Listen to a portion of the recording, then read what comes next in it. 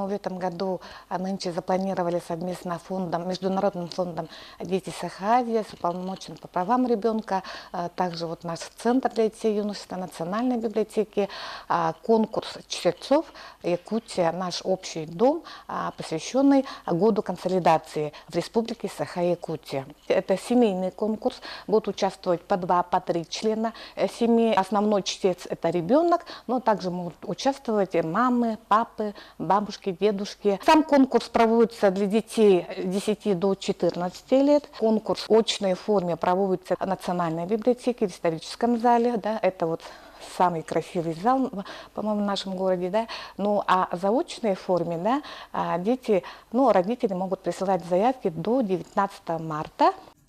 Конкурс проводился в целях выявления и поддержки талантливых детей, содействия их патриотическому духовно-нравственному воспитанию.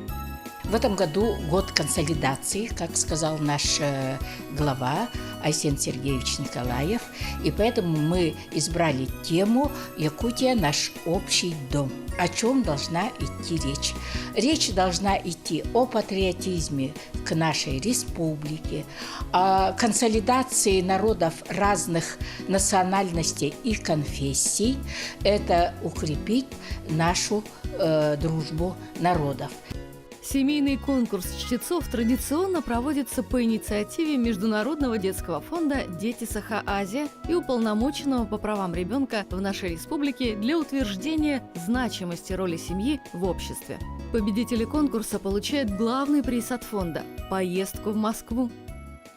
Международный детский фонд «Дети Саха-Азия» с 2014 года, вот уже 6-й год, отправляет детей на празднование Международного дня защиты детей по приглашению Российского детского фонда в Москву. Организуются интересные экскурсии, культурная программа с посещением Большого театра, зоопарка московского, ведущих ресторанов, различных музеев и экскурсий по городу для более чем 10 тысяч детей, которые приезжают со всего мира на празднование большого этого праздника Дня защиты детей. Для того, чтобы отобрать группу детей на поездку по приглашению Российского детского фонда, наш фонд проводит множество конкурсов.